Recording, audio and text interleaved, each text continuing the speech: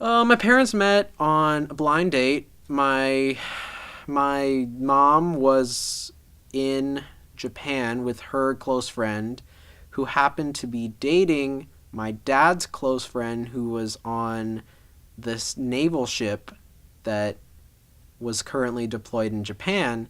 So my mom's best friend and my dad's close friend, who was also in the Navy, set them up on a blind date, and that's how they met. And then the story unfolds from there. My dad was a member of the United States Navy for 22 years, and my mom was a stay at home mom who moved from the Philippines to America when she was 33. When he was in his earlier stages of the Navy, money was really tight. And money's always been tight for our family, but, starting out in the Navy, the pay is not that great.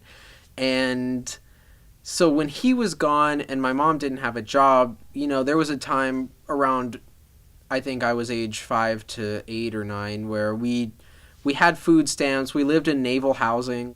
So I just didn't get to do like the little extra things. I went to Temecula Valley High School, which is in my hometown of Temecula, California. Not a very good arts or drama department. There wasn't a lot of emphasis on sports. There was just a lot of emphasis on like core curriculum, science, English, math, graduate, you're done. The opportunities were there. It required you seeking them out rather than for other places, the opportunities were presented to you. When you're a kid, the world doesn't seem real to you, and you kind of have this invincibility complex. But 18 and up, you're part of the world, and if you do something to screw up, there aren't a lot of people that will give you sympathy.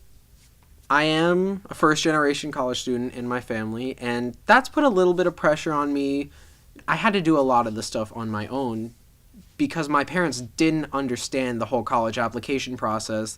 Being able to go to a school like Vassar is awesome, and I'm so grateful for it, but my family just can't relate. They don't know what a cis male or a cis female is, and neither did I before I came to Vassar.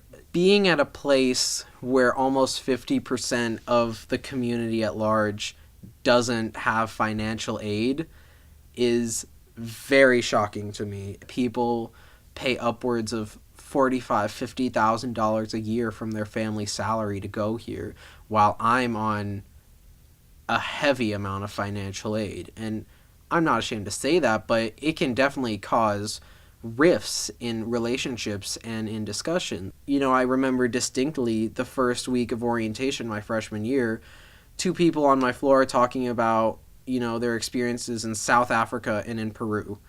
And I'm like, I'm just from Southern California. Being in New York is different for me.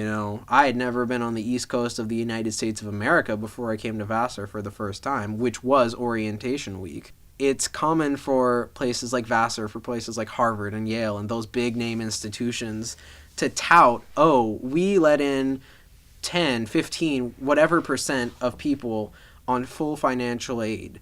And they come from public schools, and we're so diverse. But the fact of the matter remains that the majority on this campus does not represent the majority in the United States of America. I'm an outlier. I was one of the lucky ones to be able to come to an institution like Vassar and to be able to get a great financial aid package. But I know many people in California who are at best able to go to community college, and that's just the way it is.